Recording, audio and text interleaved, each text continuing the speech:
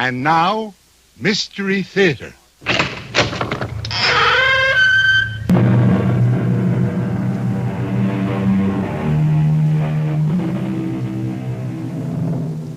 Come in. Welcome. I am E.G. Marshall. Welcome to the sound of suspense, the voices of victims, the fear you can hear. For the next 52 minutes, we're going to take you into the world of mystery and murder, but mostly into the world of terrifying imagination. The story you're about to hear might be called a morality play. It's a story which has a question you can ask yourself. What is your price tag for killing a man? If you think you don't have one, listen to the story of Walter Van Haas and the Chinaman button.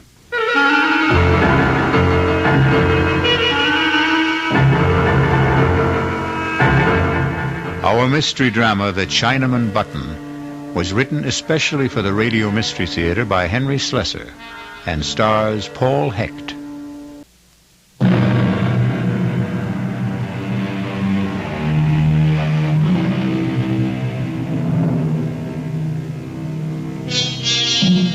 And now, Act 1 of The Chinaman Button. But it does not begin in China. It begins in New York City, on the executive floor of a bustling advertising agency. Good morning, Mr. Thirsty. Good morning, Susan. How have you been? How is Hawaii? Oh, just great. Oh, you look terrific. My partner get in yet, or is he goofing off? Oh, no, Mr. Michaels is in his office. He's been there since 8 o'clock. Oh, don't give me that. I'll bet Lou hasn't been in the office before 10 since I went on vacation. Well, what do you know? There you are, just like Susan said. Hello, Phil. Welcome back. How do I look? Fat and sassy? 3 weeks in Hawaii, luau every night, plenty of rum and pineapple. I figured I gained 10 pounds. Well, it looks good on you, Phil. No kidding. What is this? What's the matter with you? I'm nice and brown. You're white as a sheet. You look terrible. Lou, are you sick or something? No, I'm okay. I'm fine. You look like you've been sleeping in the office or something. Well, let's hear it. There's some bad news, right? Something happened while I was away? Yeah, that's right. Something's happened, Phil, but it wasn't my fault, so help me. Okay, come on. Let's have it. We lost an account, Phil. Okay, so we lost an account. We lost the Brewster account. You want to tell me that again? I know it's real bad news, but I don't know how else to tell you. Brewster's definitely out. You want to tell me what you did wrong, Lou? Well, nothing, Phil. I swear it. It'll come out sooner or later. Phil, I had nothing to do with it. It started with a call from Charlie Edwards a week after you left. He wanted to talk to you. He said it was urgent. When I told him you weren't here, he hung up. Next thing I know, there's a letter from old man Brewster, the official 90-day notice of termination. But did you call Charlie? Oh, sure I called him. Only Charlie isn't the ad manager anymore. Charlie's got a new job. He was kicked upstairs. He's in customer relations, out of advertising completely. There's a new guy in charge. Lou, you know what you're telling me. You are telling me that our gross profit has been cut in half. You think I don't know that? I think I better sit down. The new ad manager's name is Walter Van Haas. $6 million in billing, just like that? Charlie said the whole thing was his fault. Whose? Walter Van Haas, the new ad manager. Charlie says he started the whole thing, but I never got the full story. Charlie's been too busy in his new job to talk to me. Give me that phone. Yeah, sure, Phil. Charlie is not going to be too busy to talk to me.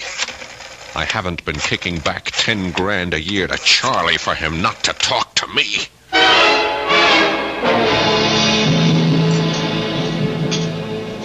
You want to know who Walter Van Haas is? I'll tell you, Phil. He's a Boy Scout, and he won his merit badge for backstabbing. So Walter Van Haas is a backstabber. How did he get close enough to do the job?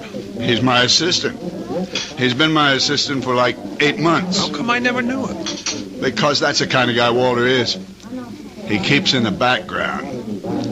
He's a mouse, Phil. A $200-a-week mouse. Only this mouse roared like a lion, right? 2 weeks ago, he came running into my office with a box full of invoices. It seems he was conducting a private investigation, Phil. Can you believe that guy? He was checking into all the supplier bills you guys sent over. He was actually checking out every engraver, every stat house, every printer, every artist bill. Phil, he found overcharges like 50, 60, even 100%. You were his boss, Charlie. Why don't you tell him what to do with his invoices? He thought I'd be shocked. He wanted us both to go to Old Man Brewster and expose your agency. That's when I did the only sensible thing. And what was that? I offered him part of my take, a third of it. Phil, he practically turned blue when I offered him that money. Him take a bribe, the Honorable Walter Van Haas? Are you kidding me? It could have been the whole 10,000, and it wouldn't have been enough. It was a matter of principle, you dig? No, I don't. He didn't tell Brewster about my offer. He wouldn't rat on me. That was part of his code, too, but he did tell the old man about the phony charges. I couldn't stop him. That's when I got booted upstairs, and you got booted out. And Mr. Walter Van Haas gets your job. He didn't even want to accept that. Can you believe it? Old man had to twist his arm to get him to accept it, and a $50 a week raise. What is this guy, some kind of a fanatic? I don't know how to describe Walter. He's so square. He's so honest. I swear it's true. You couldn't budge this guy for $1 million. $1 million, $1 million. The great American words. The incantation of the American dream. Charlie, did you ever hear of the Chinaman button? The which? When you were a kid. Didn't anybody ever ask you about it? It's kind of a puzzle. I guess you could call it a moral dilemma. No, I never heard of it. What's a Chinaman button? It goes like this. Now, suppose you were told that by simply pressing a button, you could kill the Chinaman, thousands of miles away. A Chinaman whose fate meant nothing to you, no more than the fate of a fly on a table. And yet, by pushing this button, by sending just one anonymous Oriental to his death, you would receive $1 million. Tax-free. What would you do, Charlie? I don't know.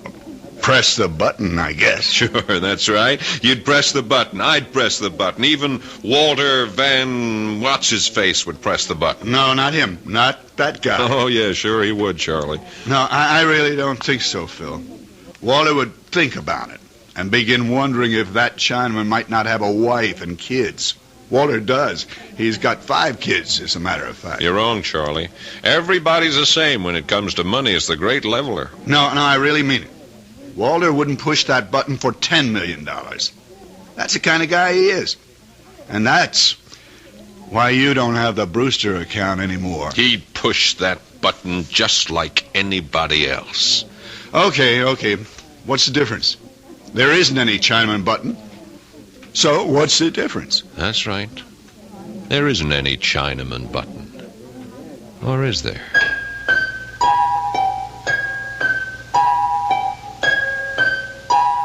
I don't get you, Phil. What's all this talk about a button? I didn't say there had to be a button, Lou. Not literally. Or a Chinaman, for that matter. Van Haas sounds Dutch. How about a Dutchman? What are you talking about? I think he drank a little too much at lunch. He wouldn't be so high and mighty once he pressed that button, would he? That would knock his halo off. What? Which is worse, Lou? Taking a kickback or killing a man? Oh, come on, Phil. Will you talk sense? We'd have him right where we want him. We could call the shots then, Lou. We can get Charlie his job back. We might even get our account back. Oh, for Pete's sake, Phil, will you tell me what you're talking about? Better. I'll show you what I mean. Only first, I gotta compose a letter. A letter to who? Don't rush me. This has got to be done right. We're going to have to print up a special letterhead, something that really looks authentic. Somebody in the art department can do that. But what for? Here, let me use that portable of yours. We'll have to find one of those services that post letters from overseas. Dear Mr. Van Haas, you're writing this guy? Yep. Well, what are you going to say to him? I am going to offer him the American dream, Lou.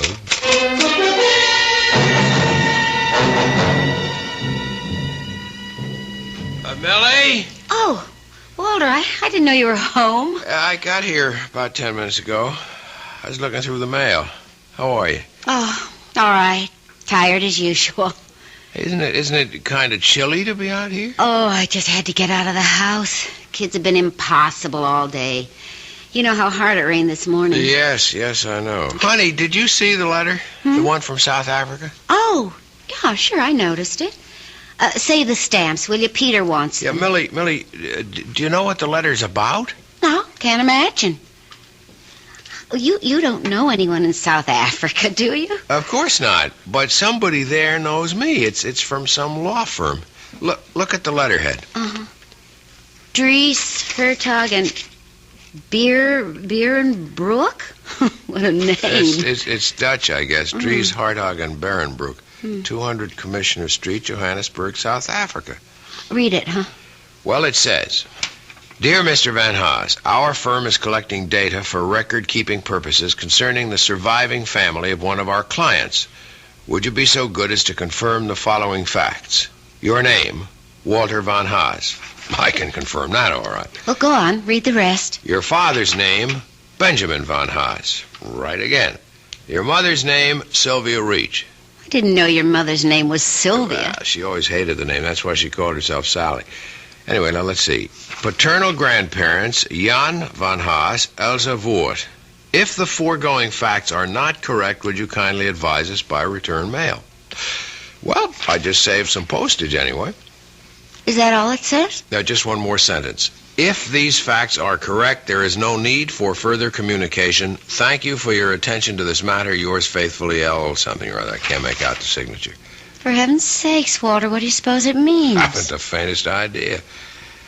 Maybe I've got a rich uncle in South Africa. Maybe he owns one of those diamond or gold mines. If only. Tell him to send us a couple of diamonds, fast. Maybe we could start looking for a new house. If I don't get out of this cheese box soon, I'll just go out of my mind. I'll settle for a couple of gold nuggets. We can melt them down and use them to fill Elsa's teeth. That ought to cut down that dental bill. Look, why don't you write to those people in South Africa and ask them what it's all about? Well, you heard what the man wrote. If these facts are correct, there is no need for further communication.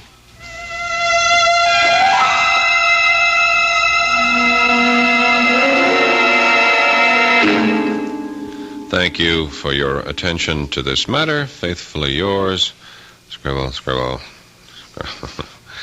How does that sound, Lou? Sounds like the real thing, Phil. Look at that letterhead. Is that perfect or is that perfect? Harry Trenner in the art department did it. Use the transfer type you just rub on the paper. You can't tell it from the real thing. Well, where'd you get the names from? Van Haas's family? I got them from Charlie Edwards, right out of the files at the Brewster Company. You really got it mailed from South Africa? Yeah, straight from Johannesburg. Airmail special delivery. Should have arrived by now. Phil, it's crazy. You're going to all that trouble just for a joke on the guy? It's not a joke. It's serious business. Hand me that phone. Yeah. What are you doing now? Hello, Brewster Company? Mr. Van Haas, please. My name is Thompson. Just tell Mr. Van Haas that I wish to speak to him in connection with South Africa. I'm sure he'll understand. Yeah, I'll wait. Phil, will you please tell me what you're doing? I'm going to make an appointment with this man, Lou. I'm going to make a deal with him. For the Chinaman button.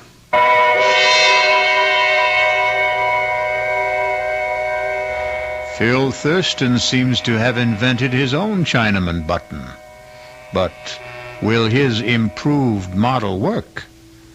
It all depends on Mr. Walter Van Haas. We'll return shortly with Act 2.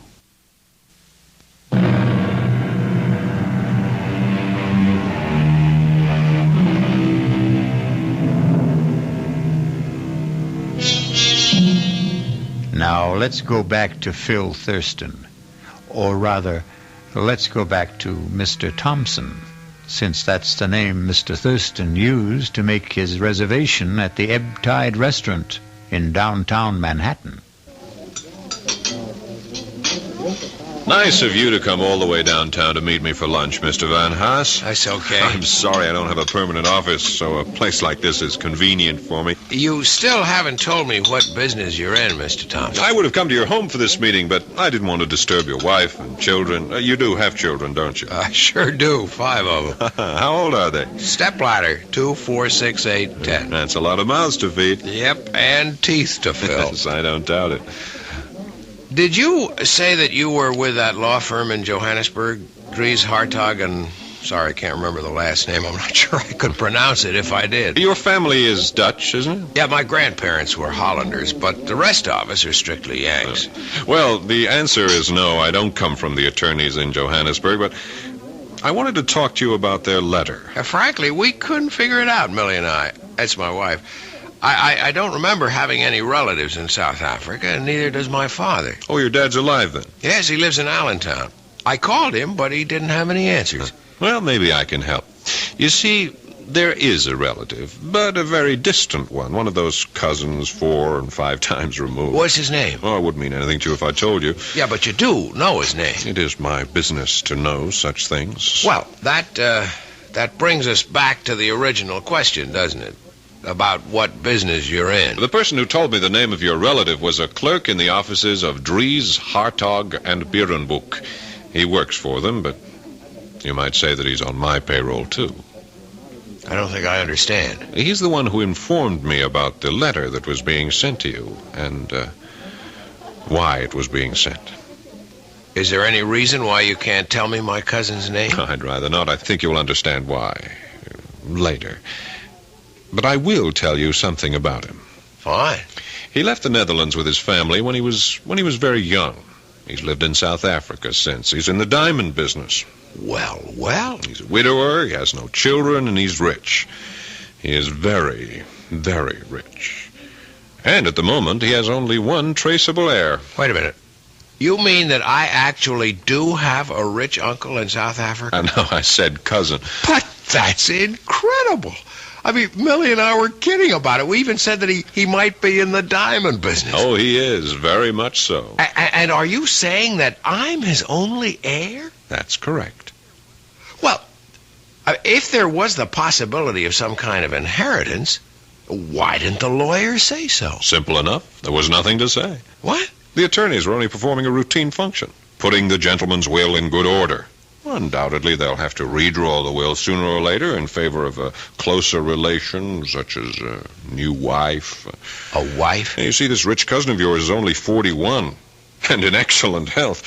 How old are you, Mr. Van Haas? 43.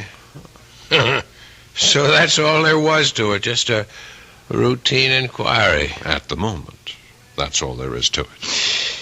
Well, I'm not surprised. I never did believe you get something for nothing in this world. I said at the moment. What do you mean? Mr. Van Haas, you don't know this man in South Africa. You don't know the first thing about him. In fact, he means nothing at all to you. I guess so. And the only way he could mean something to you is by dying, isn't that right? Well, that's a rough way of putting it, but if you mean that he won't benefit me until his death, I guess that's obvious. Now, what if I told you that this man will be dead in 2 or 3 days, and that his entire estate will be yours? I thought you said he was healthy. Well, I'm just asking how you would feel. Sorry for the guy, I suppose. Sorry about a man you don't know. Well, he's a human being. I see. Mr. Van Haas, did you read the newspaper this morning? Yes, I did. You looked at the obituary page? Yeah, briefly. Did you feel sorry for all the people whose death was reported? Did you feel any real sorrow for them? No, I can't say I felt sorrow. Because they were all strangers, weren't they? All right, Mr. Thompson, I'm a human being, too, and I guess if I got a letter from Dries, Hartog, and whatever, telling me that I was rich, I wouldn't go into mourning. I'd probably go out and celebrate. If you saw my kids' dental bills, you'd understand. But I do understand. Believe me, I understand very well. That's why I wanted to see you, to suggest arranging that happy event without the slightest trouble on your part, without any obligation until you're completely satisfied. What the devil does that mean? All you have to do is say yes. Just that one word, and your dream will come true. Yes to what? Now, in a short time, you'll receive another letter from Johannesburg informing you of the sad news that your cousin, Mr. Well, I still won't reveal his name. Let him remain anonymous. That'll make your decision a great deal easier, I'm sure. What decision? The decision to inherit his estate. Now, hold it just a minute. Are you talking about... Please, keep your voice down. Mr. Van Haas, I'm making this as easy for you as pushing a button. If you give your approval, my agents in Johannesburg will be contacted within hours. The rest will be handled simply and with dispatch. All you'll have to do is wait for official notification of your inheritance. When the money arrives, of course, I'll expect payment in the amount of 50% of the total. By our calculations, I'd say that total should be just about $1 million US. Good Lord, I really think that... I think you mean it. I think you really do. I know you have scruples, Mr. Van Haas, but I also think you have common sense. Listen, Mr. Thompson, if that's your name... Yes, of course, you're quite right. It isn't. But it's the name you'll use to get in touch with me. I'm not getting in touch with you because I can give you your answer right now. It is no. Oh, don't be so hasty. I never heard such a filthy proposition in my entire life. Look, if the percentage is the problem, we can discuss it. Our organization has been known to be flexible about such Money things. has nothing to do with it. We could base our agreement on a sliding scale. That is, we would take 50% of any inherited amount up to and including $1 million. Anything after that, our percentage would be 40%. Does that sound more attractive? But you talk about it like it was some kind of a simple business deal. But it is. Especially simple for you. A very clean, very uncomplicated deal. You do nothing at all, Mr. Van Haas. Can I make you understand that? You won't be connected to your cousin's death in any way. In fact, our agents are so expert at what they do, it's almost certainly going to be called an accident. Believe me, we've never had the slightest bit of trouble in the past. You heard my answer, Mr. Thompson. Now, if you'll excuse me... You haven't had your lunch yet. My appetite is gone. Van Haas. What? I'm sorry. Perhaps I put the whole thing to you too bluntly. I shouldn't have expected a man like yourself to agree immediately. Or ever. All right. Maybe you'll never agree. But at least give yourself some time to think it over. I don't need any time. Just 12 hours. 12 hours, that's all I'm talking about. Now, if you change your mind any time during the next 12 hours, you can reach me at the Florentine Hotel on 51st Street. Did you get that name? I don't need to remember it, Mr. Thompson. I'd like to forget your name, too, in this whole conversation. I'll be at the Florentine Hotel between 8 o'clock and midnight tonight. Don't call me after 12, my sleeping habits, you understand? I don't see how you can sleep at all, Mr. Thompson. You'd be amazed at how well rich men sleep. Well, you can go to bed early tonight. Don't wait up for my call because there won't be one. Goodbye. So long, Walter. I'll be hearing from you.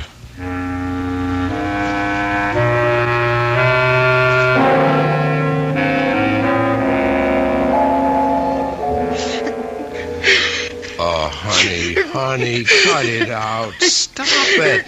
No. Tell me what the matter is. Nothing. It's nothing. It's got to be something, Millie. Are the kids okay?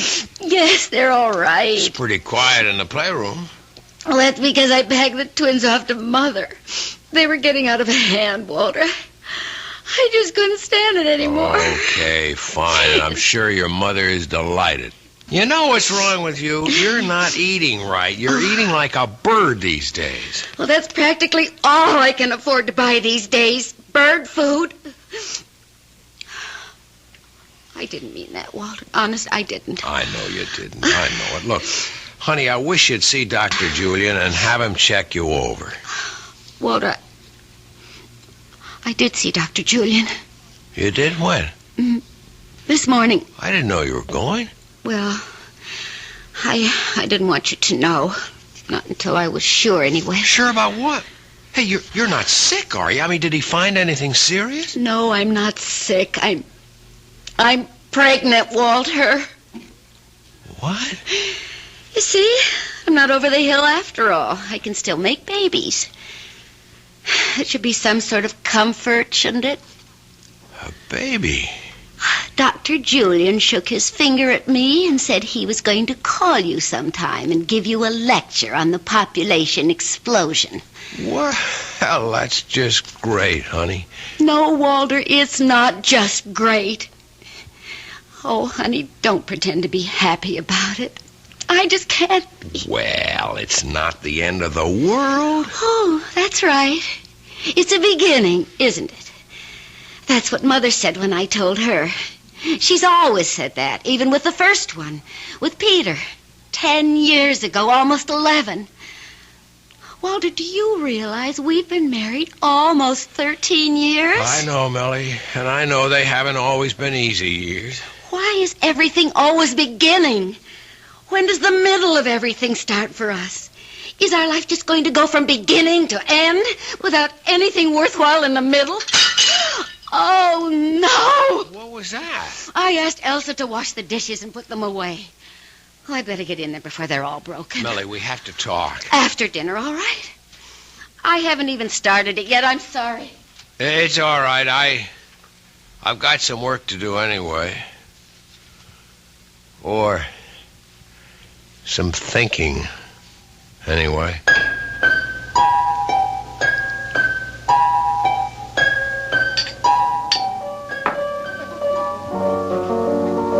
That's right, Charlie. I'm staying downtown tonight. Ah, you got something going for you, Phil? You might say that. Oh, you bachelors really have a good life. Where does she live? Pat around here? Actually, I took a hotel room for a couple of days at the Florentine. She wouldn't have a friend, would she? Well, I could call Louise and tell her I have to work tonight. Nah, forget it. She'll never buy that. My wife's got a built-in lie detector. Don't eat your heart out, Charlie. This is strictly a business proposition. Yeah, I know your business propositions, Phil. Monkey business. You're trying to get a new client for the agency, right? Something like that. How do you think it looks? Will you get the deal? Charlie, I'm almost dead sure of it.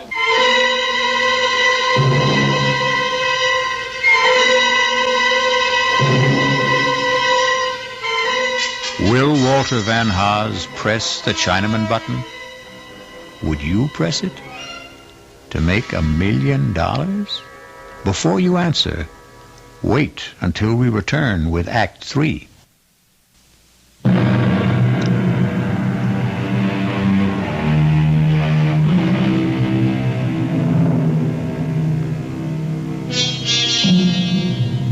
Now let's pay a visit to the Florentine Hotel. It's a posh little hotel with all the conveniences. And in room 610, there's a gentleman registered under the name of Thompson.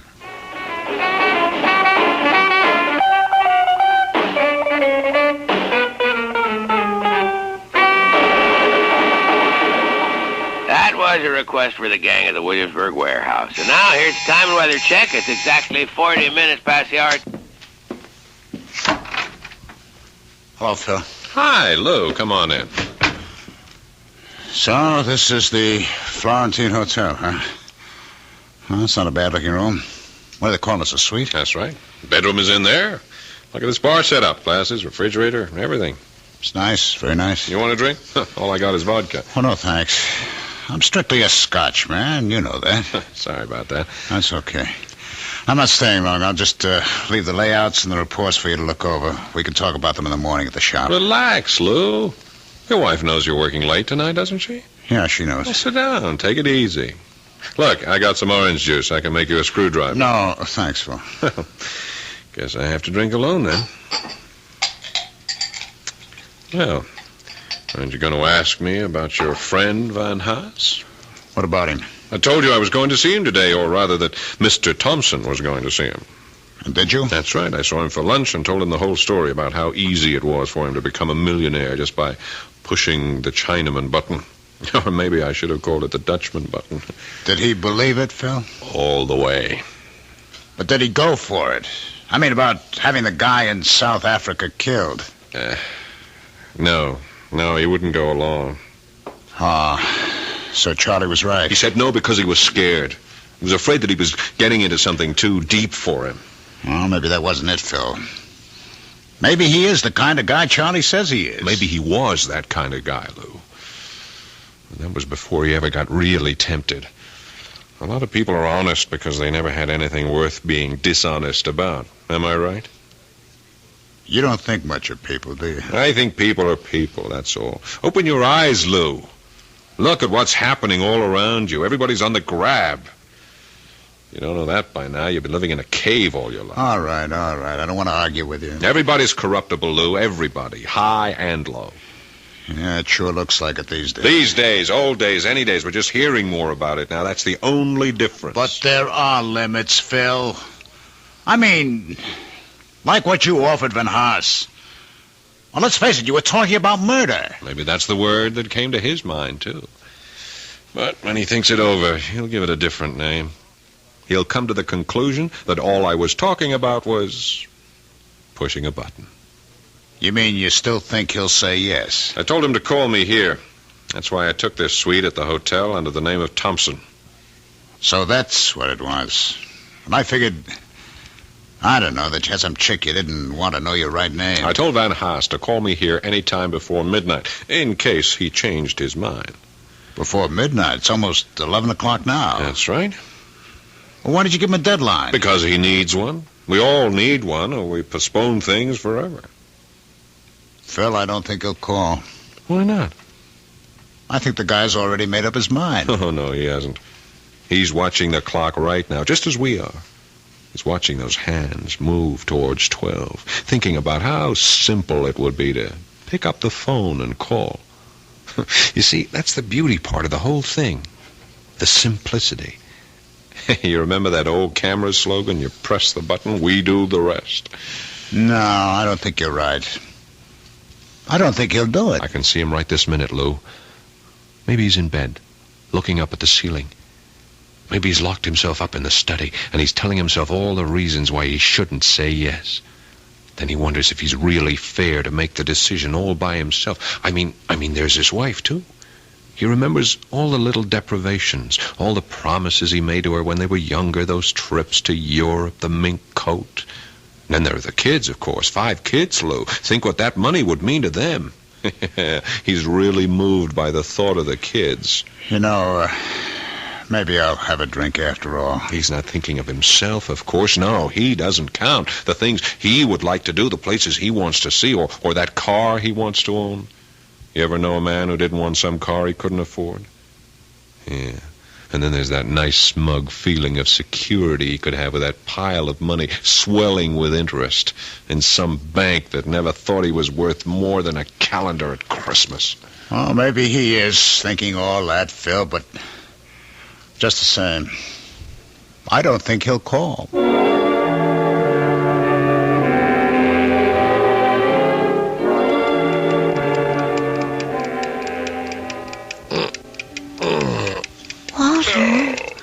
Honey, are you still awake? Yeah. Do you feel all right? Yeah, I'm okay. You're not still thinking about it, are you? About what? About, you know, the baby. Oh, no, Millie. I wasn't thinking about the baby. Get back to sleep, honey. But, you know, I'm less than 2 months gone, honey. If you're really upset about... Stop that kind of talk. Well, I just thought... Well, there are alternatives. I'm sick of hearing about that alternative. I heard about it the last time you were pregnant, remember? I'm sorry. I know you're worried about money. I know all the debts we have. We'll get along. Honey, you're not angry with me. No, I'm not angry. I'm just restless. I've got business worries. Can't turn my mind off. Why don't you read a while? The light'll keep you awake. I'll go to the living room. Walter? Yep. I love you. I love you too, Millie. Listen to that clock. Why do cheap clocks have to tick so loud? Yeah, we've got to get ourselves an electric one, maybe one of those digital clocks. Darling, they cost money. Yes. What doesn't?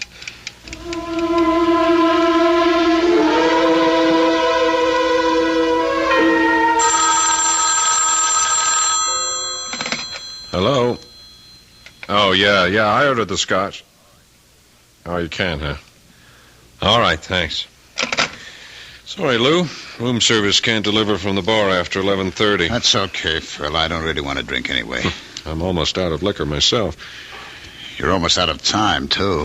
11:45. Gee, I just can't believe it. I can't believe that guy could be that stupid. Is that what you call it? Of course. I mean, who wouldn't jump at a chance like this? Lou, I'm making it so easy for him, so painless. Easier than scratching along on a paycheck shot through with deductions. Easier than bowing and scraping every day of your life to people whose guts he hates. You know old man Brewster. Can you imagine having to be nice to that guy every day?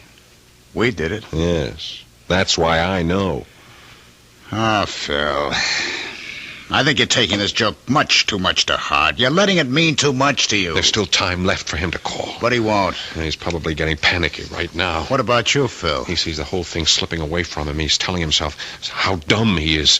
He's telling himself that the Chinaman doesn't mean a thing to Dutchman. him. He's telling himself that he's got a bigger duty, a greater responsibility to his wife, to his kids, even to himself. Well, you forget it, it's It's over. no concern of his what happens 7,000 miles away. He doesn't have to dirty his hands. All he has to do is call. You're lost, Phil. Why don't you admit it?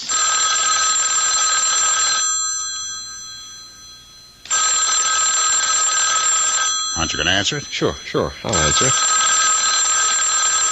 Maybe room service again. Maybe.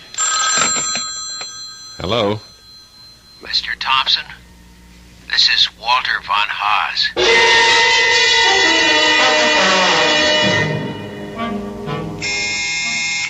Okay, I'm coming. Who is it?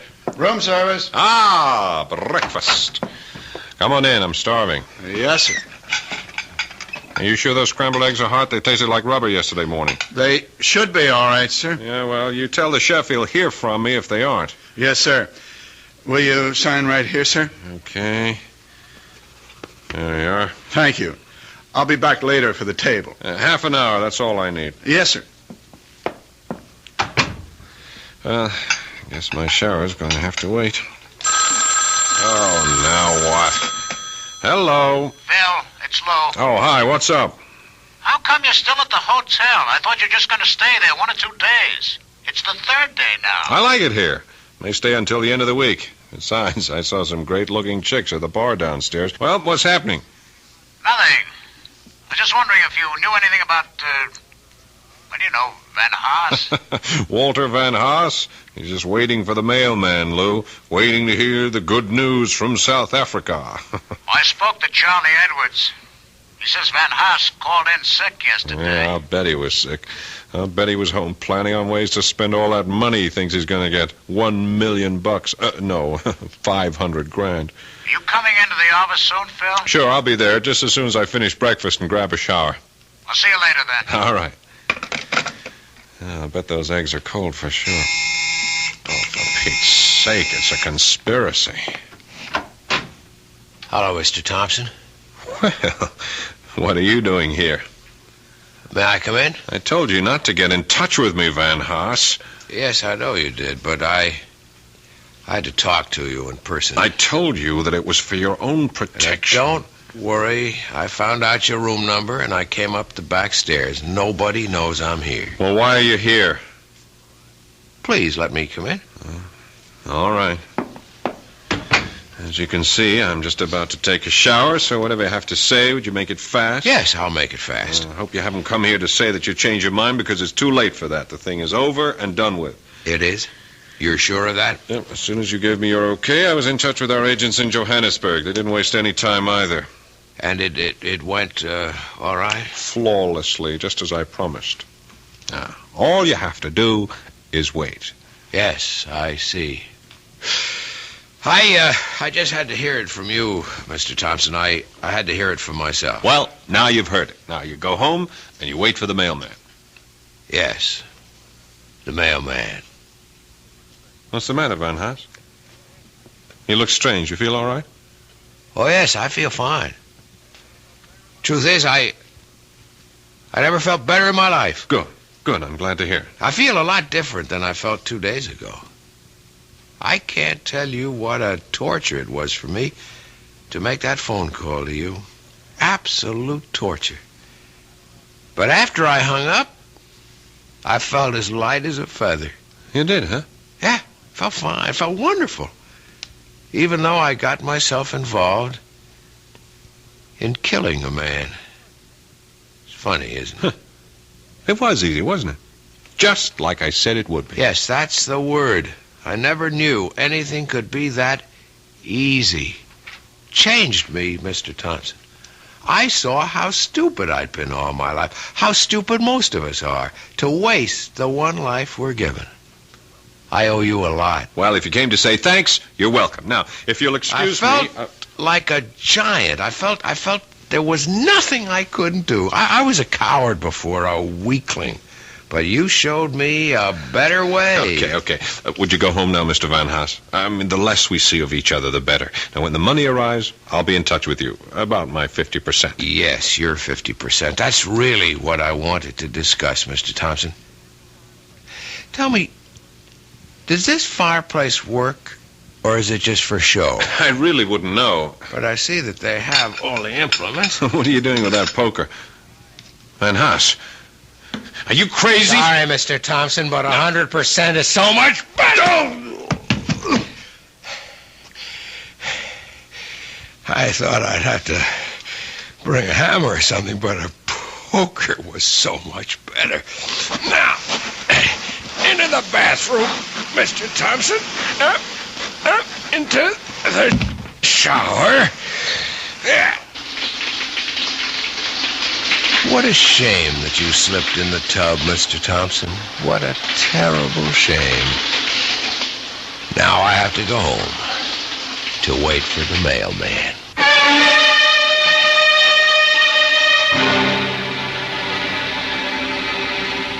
There's an old saying, if you're going to dig a grave for a man, make sure you dig two. I'll return shortly.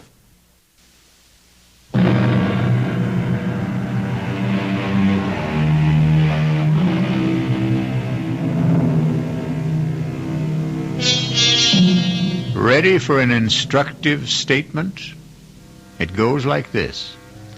The wonderful thing about radio is that it can be enjoyed in complete darkness. And isn't darkness the natural medium for mystery? Our cast included Paul Hecht, Ralph Bell, Mason Adams, Evie Juster, and Will Hare. This is E.G. Marshall inviting you to return to our Mystery Theater for another adventure in the macabre. Until next time, pleasant dreams.